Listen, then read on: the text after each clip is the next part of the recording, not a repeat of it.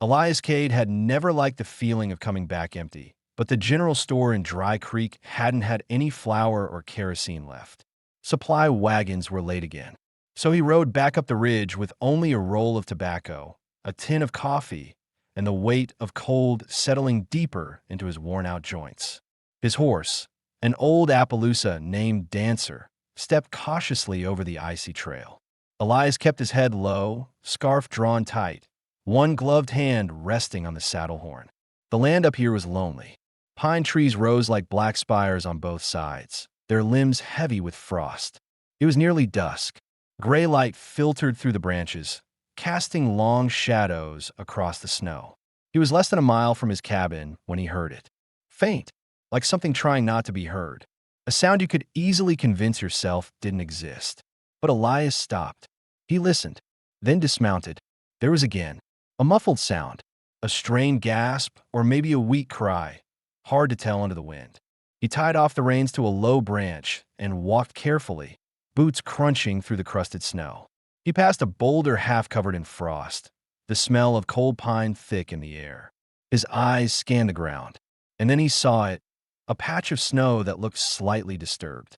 Not enough to draw attention unless you were looking for it. But Elias had spent 20 years reading tracks, signs, and cover-ups. He knelt, brushed away the top layer. The ground underneath was loose. Turned recently. His gut tensed. Not fear, instinct. He looked over his shoulder, scanned the tree line. Then he began to dig. The earth was packed, but not frozen solid. His hands moved faster. Gloves scraped against the buried blanket. He paused, heart pounding. He pulled harder, and that's when he saw the face. A girl, pale, lips cracked, cheeks raw, dark hair matted with dirt and blood. Eyes swollen shut. Her chest barely moved, but it moved. She was alive. Elias didn't speak. He didn't shout. He just acted. He slid both arms beneath her and lifted her gently, her body limp and light. She weighed little more than a sack of oats. Her clothing was thin. A torn cotton dress, no boots, no gloves. Her skin was like ice. He wrapped her in his coat, turned back toward Dancer, and mounted carefully with her cradled in front of him. Her head slumped against his chest. One eye opened barely. She didn't speak, but Elias saw what was there. Terror, betrayal, and something worse, confusion.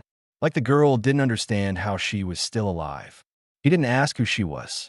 He didn't ask what had happened. Not yet. He rode back with purpose, leaning forward into the cold, shielding her from the wind with his body. His mind worked quickly. Keep her warm, get fluids in her, check for injuries, don't let her sleep too long. The cabin appeared through the trees, its chimney already smoking. He had banked the fire before leaving that morning. Inside, he laid her down on the cot by the stove and added wood to the flames. The heat rose slowly. He grabbed his wool blanket, wrapped her again, then fetched a pot and began heating water. He worked in silence, measured, steady. Survival first. Answers later. Elias Cade had once been sheriff of Dry Creek. 15 years of upholding law in a town that never much appreciated it. That job had cost him friends, his wife, his peace of mind. After he buried Ruth 5 winters ago, he walked away from the badge and didn't look back. The cabin was supposed to be a place to disappear, a place to be left alone. But this girl, this half-dead child buried in the snow, changed that without saying a single word. He dripped lukewarm water into her mouth by the spoonful, careful not to choke her. She flinched once, barely. Her eyes fluttered open again. He saw something different now. Pain, yes, but also a flicker of something else. Recognition. Elias exhaled slowly and leaned back against the chair. He didn't know who she was or why someone had tried to kill her, but he knew one thing. She wasn't going to die here. The girl didn't open her eyes again that night. Her breathing stayed shallow, uneven. Elias stayed close, checking every hour. He kept the stove burning hot, boiled water, soaked towels, and wrapped them around her feet and hands. Frostbite, maybe. Hard to tell yet. Her skin was so pale, it nearly matched the blanket. When she stirred in her sleep, she flinched, jerked like someone expecting a blow. He didn't touch her unless he had to. No questions. No pressure. She needed to feel safe before she could feel anything else. By morning, her breathing had evened out. A little color had returned to her cheeks, but her lips were still split, dry as dust. Elias wiped them gently with warm water, careful not to wake her. Then he stepped outside. The sun had come up behind thick gray clouds. It gave no warmth. He scanned the woods, nothing but quiet and pine. Still, he checked the perimeter.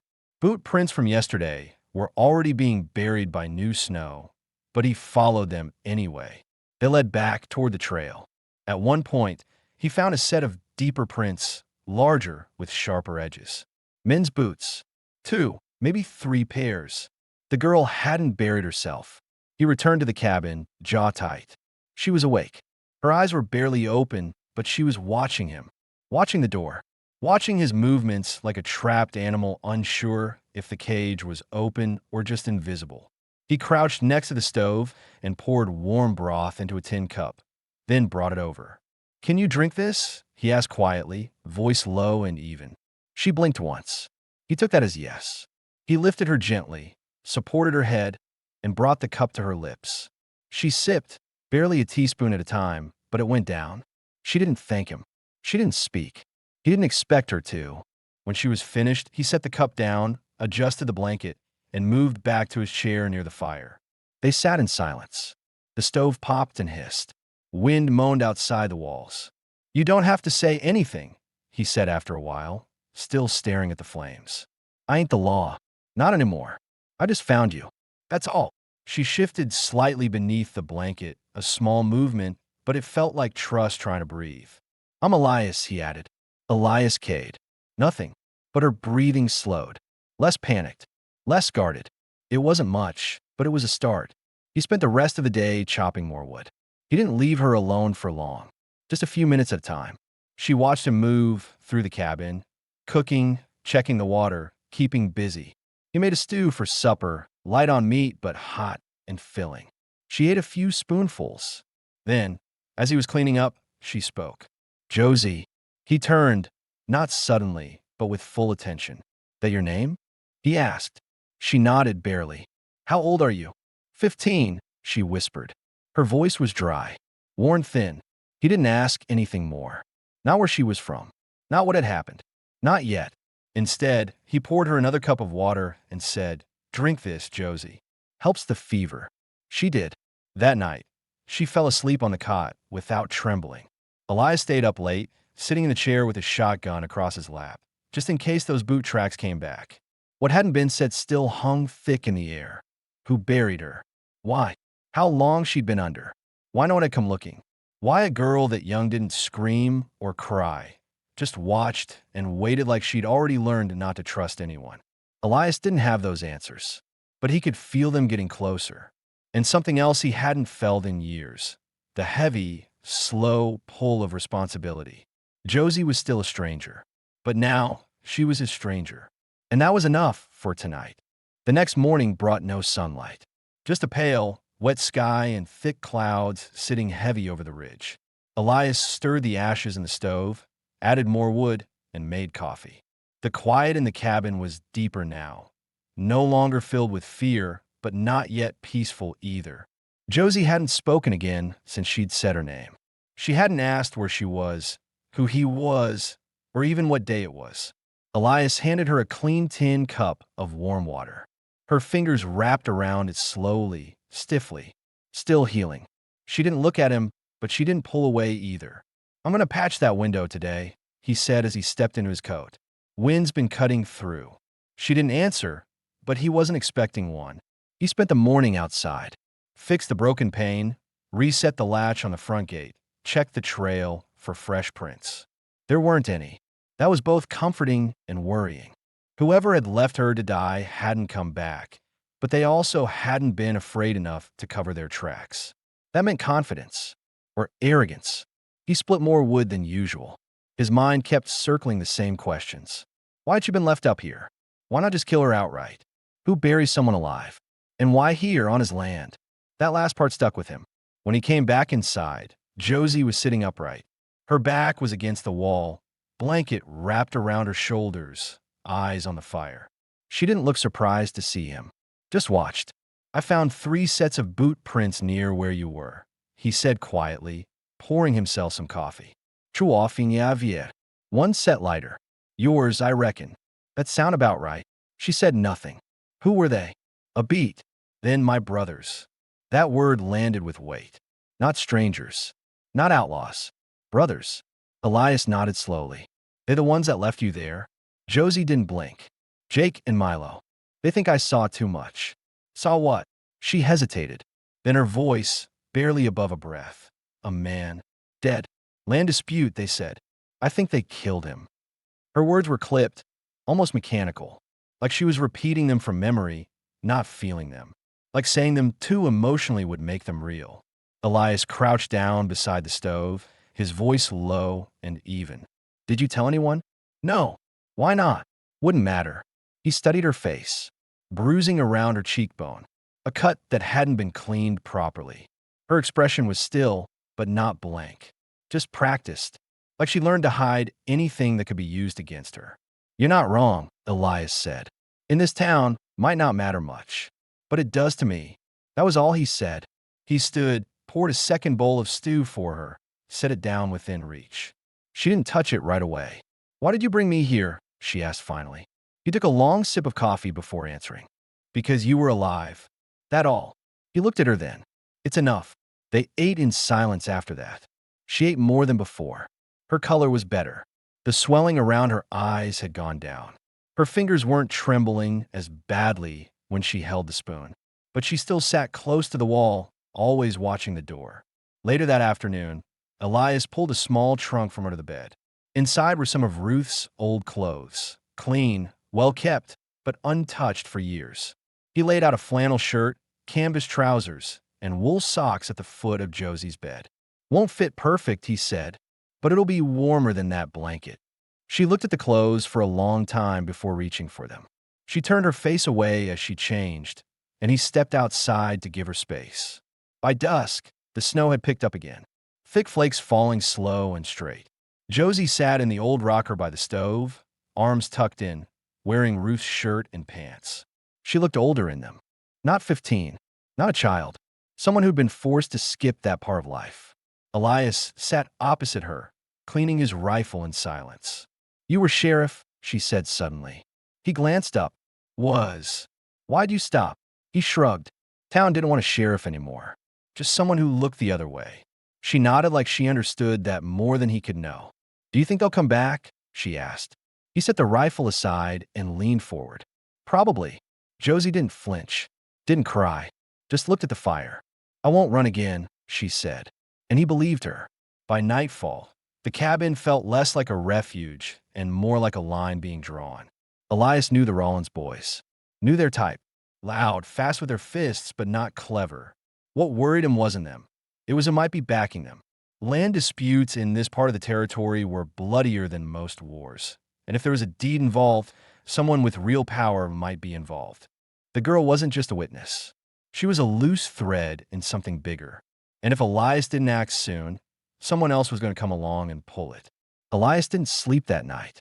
He sat in the wooden chair near the stove, rifle across his lap, every muscle tense under the weight of silence. Outside, the wind died just after midnight, and the snow slowed to a quiet whisper. Inside, Josie slept with her back to the wall, her breath steady for once. No thrashing, no whimpering. It should have eased his mind. It didn't. By first light, he had made up his mind.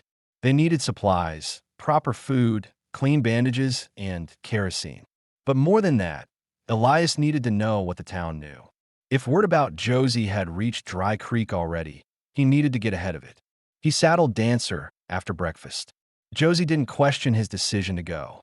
She only asked one thing. You'll come back. The look in her eyes wasn't fear of being left alone. It was fear of being abandoned again. Elias nodded once. Before sundown, he left her with the shotgun loaded, the windows locked, and instructions not to answer the door for anyone. She gave the smallest nod. The ride into town took 2 hours, longer than usual thanks to the fresh snow. The road was empty. No wagons, no travelers, not even coyote tracks.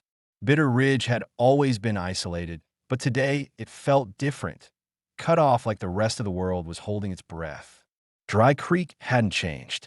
Same warped storefronts, same cracked church bell, same smell of stale beer and livestock hanging in the air. But Elias saw at the moment he tied off at the post outside Whitlow's general store, eyes watching him from behind curtains, from inside the saloon, from the alley behind the jail. He pushed the door open to Whitlow's. The bell rang overhead. Whitlow himself looked up from behind the counter, hands still black with ink from the weekly ledger. "Elias," he said, surprised but cautious. "Been a while. Need flour, salt, beans, bandages, and kerosene." "You got all that?" The storekeeper nodded slowly and started packing items. "Town's been quiet," Whitlow said, not looking at him. "Quiet can mean two things," Elias replied. "Peace or fear, or both." The words hung for a second. Elias stepped closer. "You hear anything about the Rollins boys?" Whitlow hesitated, then set down the tin of coffee. "They've been around.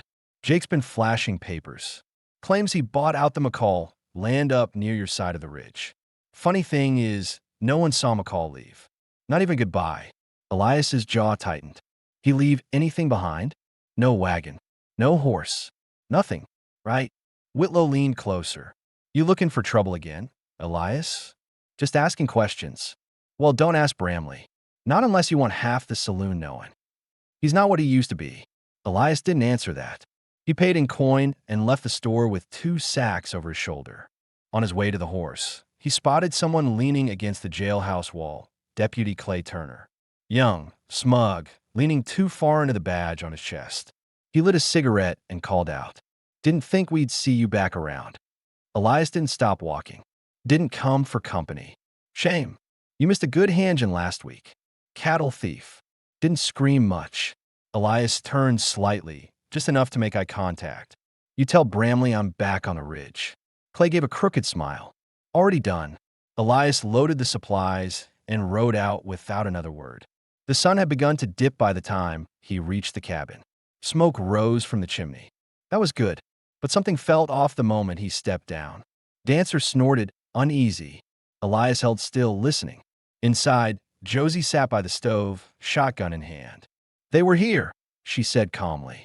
Elias walked in, slow and steady. "Who?" She looked up. Her eyes were wide, but she wasn't crying. "I didn't see 'em. Just heard boots outside. 2 of 'em.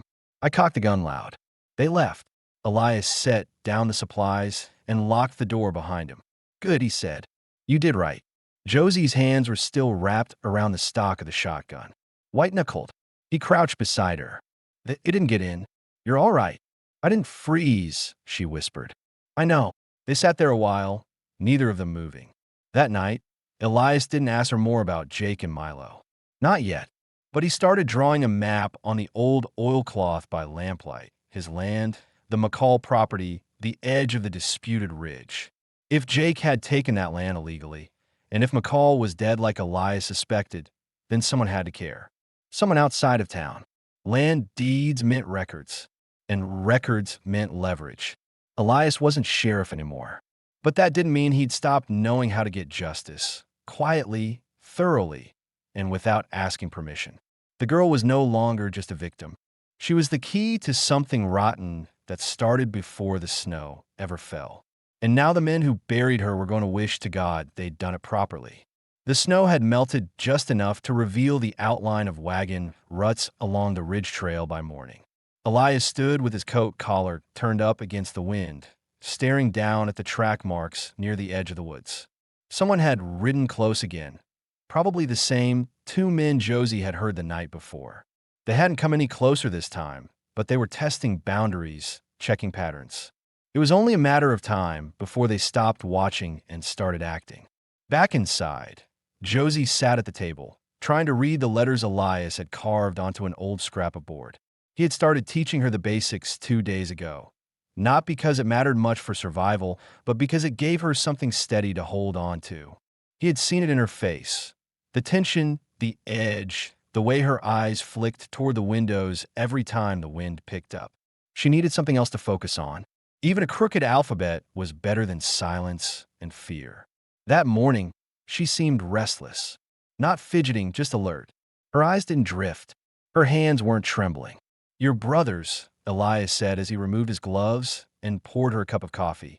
You said they thought you saw something. What was it? She didn't look up right away. Josie. Her fingers tightened around the cup. It was late, she finally said. I want to get the goats back into the pen. I wasn't supposed to be out after dark, but I heard shouting near the creek bed. Elias waited. No pressure. I saw Jake and Milo with 2 men. One was McCall. The other, I didn't know. They had a lantern and papers. Jake was yelling something about boundaries, about land rights. Then Milo hit McCall. He fell, tried to crawl, and then Jake shot him, right in the back.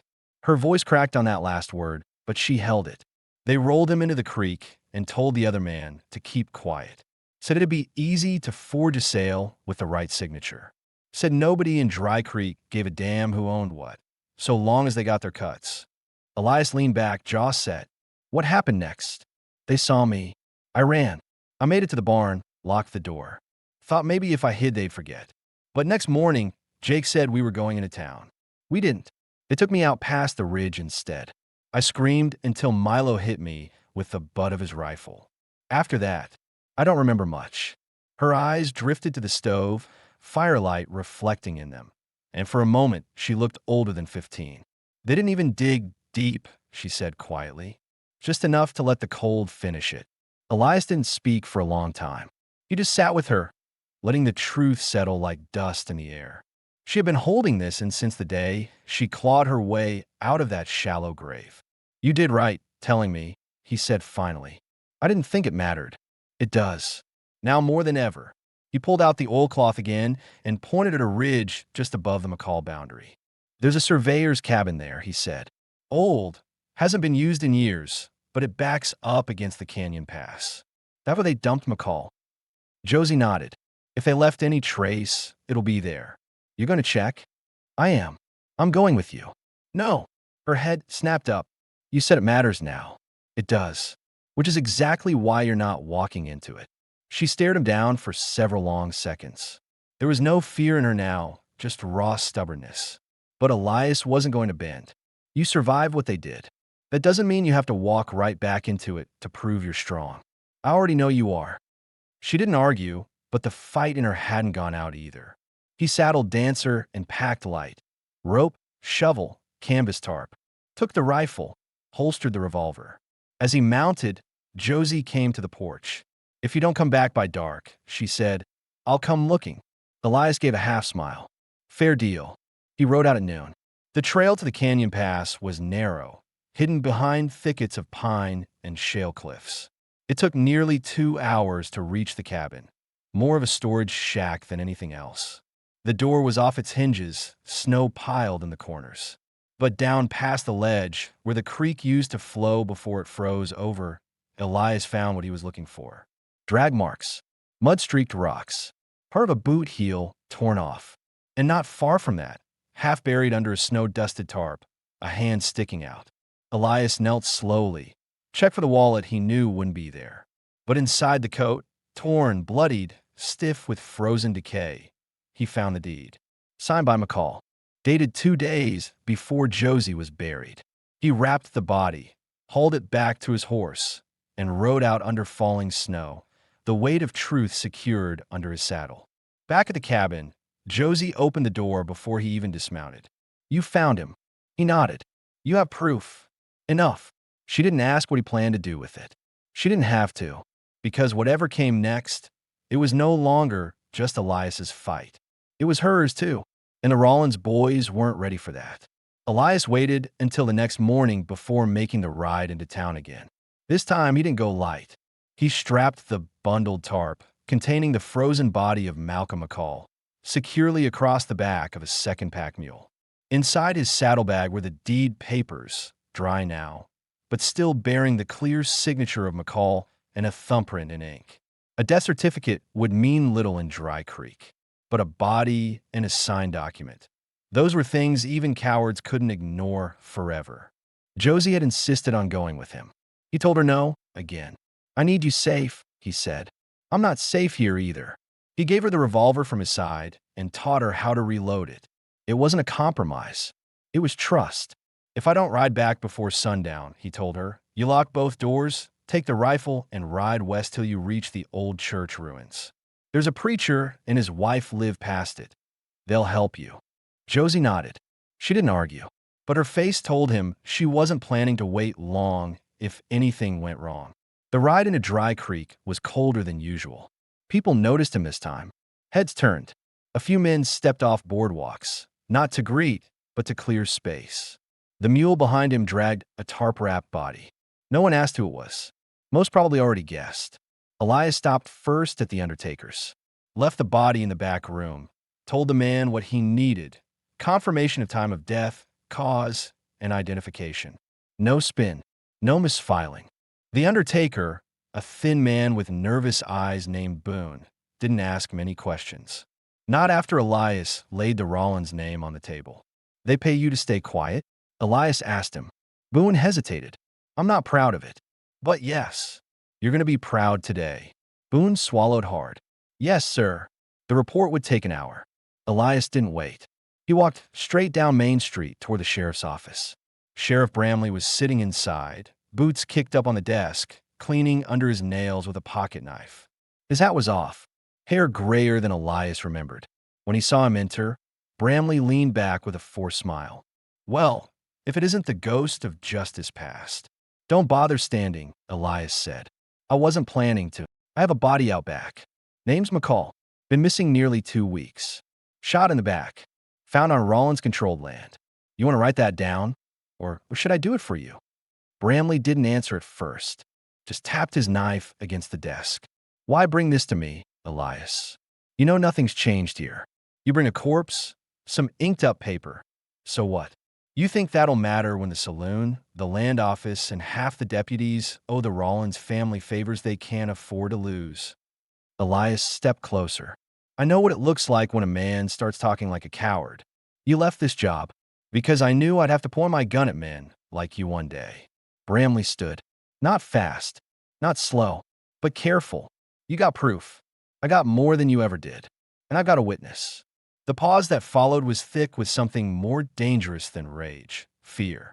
Bramley's eyes narrowed. Josie Rollins?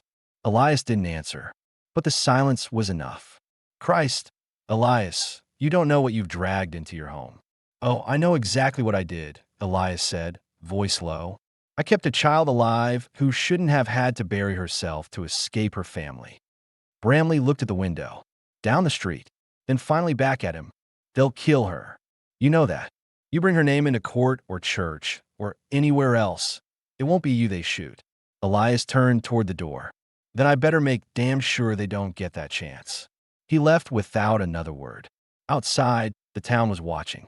Not openly, but behind windows, from corners over shoulders. The story had already spread. He walked to the church next. Found Pastor Lowell mending fence posts. A man with cracked hands and a scar that ran from his temple to his jaw. Earned fighting in a war few remembered. I need a place to speak, Elias said. Somewhere people can listen without a badge breathing down their necks. Lowell nodded. Come Sunday. And bring her. Then you already heard. I hear more than most think I do.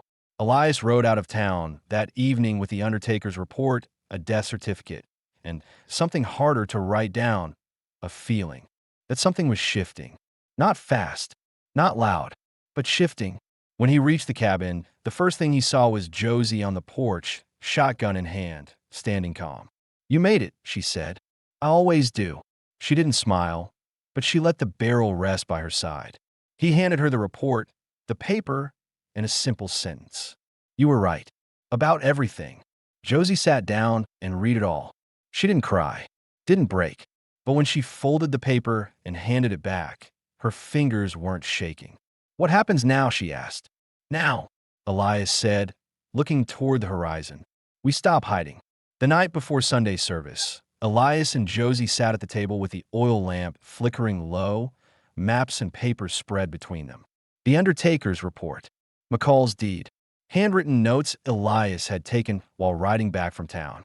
Josie's eyes scanned each one like they were pieces of a puzzle she was still afraid to finish. She knew what tomorrow meant. If I speak, she said finally, they'll know. They'll come for me. They already tried, Elias replied, and failed. Josie's eyes didn't move from a page. Speaking doesn't undo what happened. No, Elias said, but it decides what happens next. She didn't respond, just kept reading, one finger tracing over the signature on McCall's deed. He didn't sleep that night. Neither did she. By dawn, the wind had died. The snow held off. Dry Creek sat under a dull gray sky as Elias hitched the wagon and Josie climbed up beside him, face pale, eyes set. She wore Ruth's coat and gloves. Not because she wanted to, because she had to. They arrived outside the church before the bell rang. Inside, the pews were mostly full. Some had come out of curiosity, others out of guilt. A few, Elias knew, had come out of fear, afraid not to be seen. Sheriff Bramley stood at the back, arms crossed, leaning against the far wall. Clay Turner, his deputy, paced the far aisle like a dog sniffing for weakness. No Rollins boys. Not yet. Pastor Lowell cleared his throat at the altar. This morning, he said, we'll hear not a sermon, but a truth that needs saying. He stepped aside.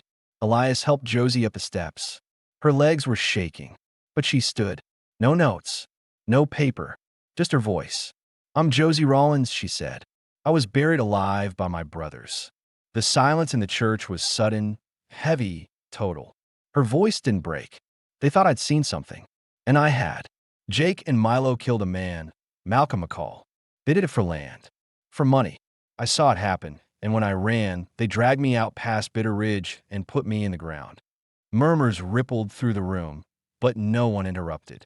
I didn't tell anyone because I didn't think it mattered. Because the sheriff doesn't care.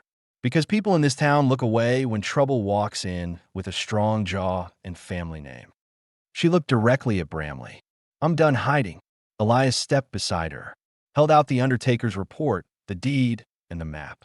This is the body, he said clearly, found near the Rollins northern boundary. Shot in the back. This is the deed that says he never sold the land. And this is a witness who lived. Lowell took the papers, held them up, let the congregation see them. Read the dates aloud. But just as the room started to shift, just as the first brave man stood and said, I believe her, the doors slammed open. Jake Rollins walked in first, spurs clicking, coat hanging open to show the gun at his hip. Milo was 2 steps behind. A third man, unfamiliar, older and sharper-eyed, stayed near the threshold. Hired muscle.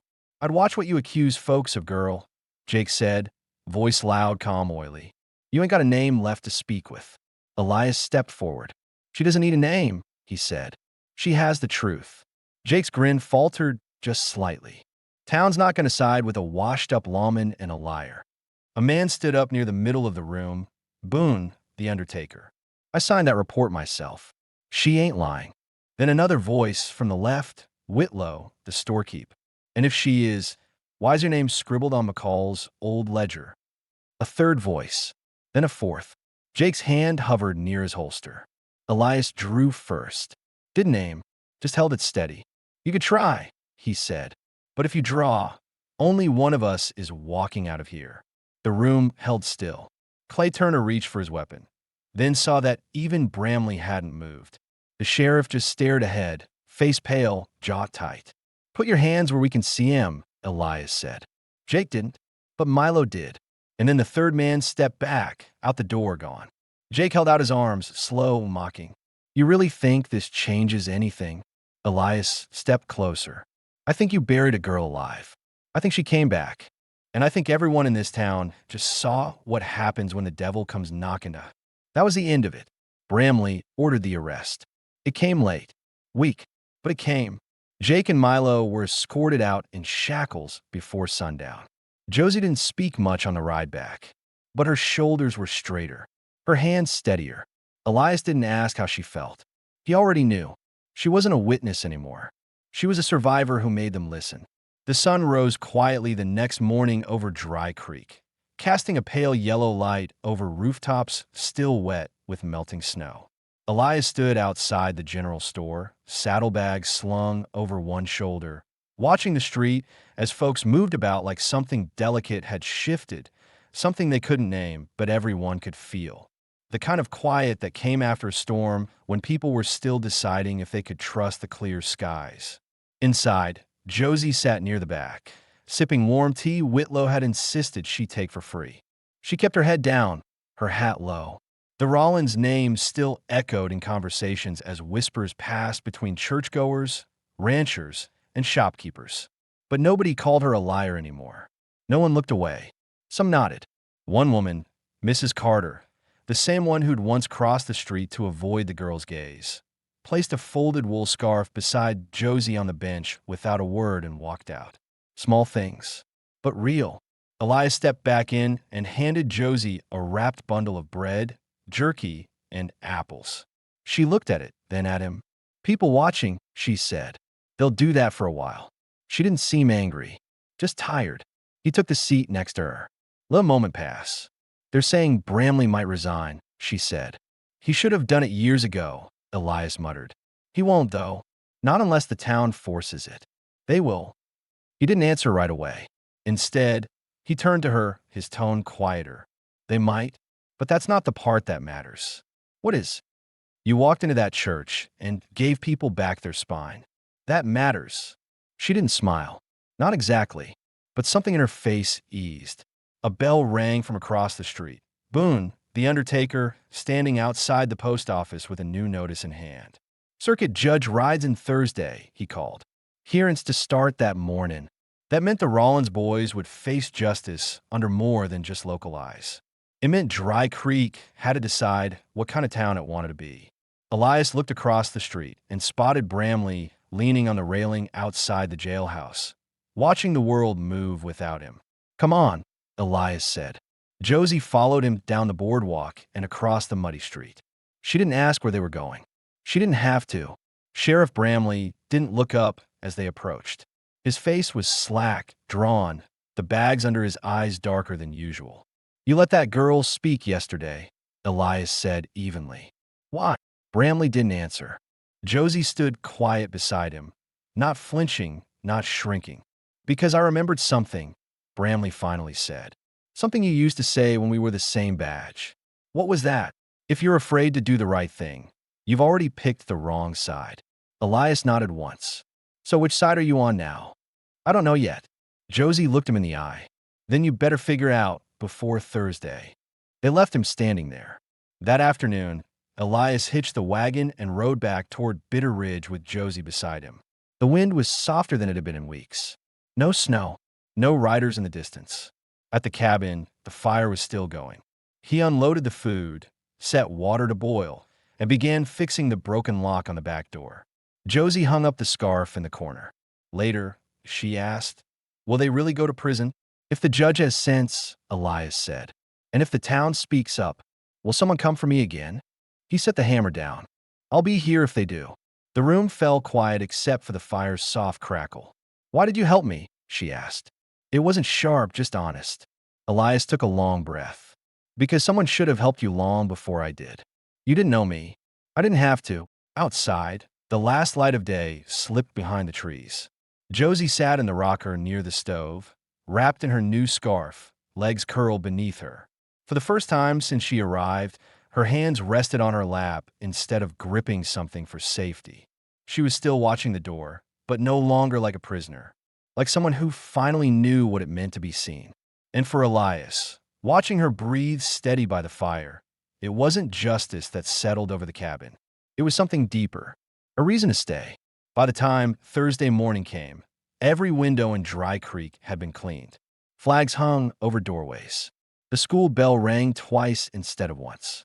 The town hadn't seen a federal circuit judge in over 3 years, and now that one was here, no one wanted to look like they'd let the place rot. Judge Silas Truitt arrived just after sunup. White beard, long coat, iron eyes that took in everything without a word. He said very little as he dismounted and was escorted to the saloon's second floor, which doubled as the town's courtroom whenever it had need of one. That need had come. Josie and Elias arrived late enough to avoid the crowd forming outside the jail. Neither of them spoke much on the ride-in. She wore her scarf again, but her chin stayed up this time, eyes steady. Elias had cleaned his coat, polished his boots, and strapped on the old badge. not on his chest, but in his pocket, heavy enough to remind him where he'd been and why he left. Inside the saloon, every bench was taken. The back wall was lined with standing men, boots muddy, hats in hand. The Rollins boys sat chained, faces smug. Jake leaned back like he'd already counted the coins he planned to walk away with. Milo kept his head down, but the confidence was still there in the tilt of his jaw. Judge Truitt took his seat without ceremony. "State your case," he said flatly. The town prosecutor, old Mr. Dellinger, half-deaf and soft-spoken, stood and cleared his throat. He laid out the facts. Malcolm McCall missing. Found dead. Gunshot. Deed recovered. Autopsy filed. Then he turned toward Josie. "You ready?" he asked gently. She stood, walked slowly. Elias watched her every step. When she reached the front, she didn't fidget. She didn't fold. She looked the judge dead in the eye. "My name is Josie Rollins. Jake and Milo are my brothers. They buried me alive." Gasps followed. This time, no one silenced them. "I saw them kill Malcolm McCall. I saw them forge the sale on his land. I was going to tell someone, but they didn't give me the chance. I woke up underground, in the snow, clawing for air." Her voice was clear. The room didn't breathe. "They tried to erase me, but I lived, and I'm not afraid of them anymore." She stepped down, walked past her brothers, didn't even look their way. Elias stood next. He spoke simply, how he'd found her, where the body was, what was in the deed. He didn't embellish. He didn't speculate. He just told the truth. That truth was enough. By noon, the courtroom emptied so the judge could consider what he'd heard. Most folks didn't go home. They waited outside in the cold, standing along the boardwalk behind barrels leaning against posts. The silence was tense, but not panicked. Something had shifted in Dry Creek since Sunday. People weren't just listening. They were watching. An hour later, the judge stepped back onto the saloon floor. "Jake and Milo Rollins," he said, voice even, tone hard. "You are guilty of murder, conspiracy, attempted murder of a minor, and falsifying a land deed. Sentencing will follow, but I will tell you this now. Your reach ends here." Jake lunged, not at the judge, at Josie. He broke the deputy's grip for half a second, but that was all it took for Elias to step forward, arm locked, shoulder low, and knock him flat to the floor. Josie didn't flinch. She didn't scream. She didn't move. When it was over and the chains were reset, she finally turned and looked at Jake. He was bleeding from the lip, breathing hard, glaring up at her. But she didn't say a word. She didn't have to. Back outside, the sky was beginning to clear. Elias untied the reins. Josie climbed up next to him. The ride back was quiet but not empty. "Is it over now?" she asked. "Almost. What happens to us after?" Elias took a long breath. "We live," he said, "one day at a time." Josie nodded. They passed the edge of town as the sun broke through for the first time in weeks, lighting the ridge ahead, the trees casting long, clean shadows across the trail. They didn't look back, because the worst part was behind them. And for the first time, the road ahead wasn't just survival. It was theirs. Spring came late to Bitter Ridge that year, but it came all the same. The snow melted slow off the peaks, dripping into the creeks and pooling in the hollows where new green pushed through hard earth. Life was returning to the valley, and for once, no one tried to stop it. The Rollins name didn't carry much weight anymore. Jake and Milo had been transported out of the territory by federal marshals. Their land had been seized, their accounts frozen, and their silence broken. A few of their old allies in Dry Creek packed up and left, their voices no longer loud without the gold to back them. Others, quiet folk who'd never had the power to speak, now found themselves part of something steadier. Elias rebuilt the back of the cabin first, added a second room, cleared out the collapsed shed behind the stable, and put in a new fence. He didn't ask Josie what she wanted. It came out in how she moved, where she looked, what she lingered near. A window facing east, a writing desk, shelves for books she hadn't read yet. Small things, lasting things. She took to gardening, started with onions and potatoes, then carrots. Said she wanted something that took time to grow, something that didn't hurry. Elias brought home seeds from town every week. She labeled each row with neat wooden markers, carved and painted by hand. On Sundays, They went to the church together. Not for God, not always, but for the habit. The town treated Josie like someone new, someone worth protecting, not pitying. She didn't speak often, but when she did, people listened. Elias noticed that even Bramley, who hadn't resigned, but stepped back, stood when she entered. The badge remained in Elias's desk drawer. He never wore it again. One night, near the end of May, Josie found him sitting on the porch, boots crossed at the ankles, the fire in the brazier low. The stars were clear above, the kind that reminded a man just how far off the world could feel when it finally got quiet enough. She sat beside him. Neither said anything for a while. Then, quietly, "Do you think she would have liked me?" Elias turned his head. "Who?" "Your wife." He was quiet for a long time before answering. "She would have called you stubborn," he said, "and brave, and probably offered you a second helping before you asked." Josie nodded slowly, lips pressed tight. "I wish I'd met her. You remind me of her sometimes," he said. They sat a while longer after that. Later, as the lanterns inside dimmed and the wind cooled the porch steps, Josie leaned her head lightly against his shoulder. She didn't ask for anything more.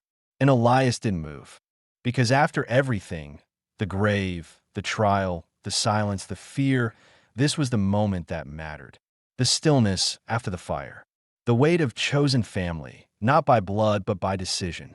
Staying, even when it would have been easier to walk away. A girl who had been buried now had roots. And a man who thought he had nothing left had built a home around her. In the distance, the wolves howled. The night held steady. And inside the little cabin on the edge of the ridge, the light stayed on, just long enough to remind the dark that it wasn't welcome anymore.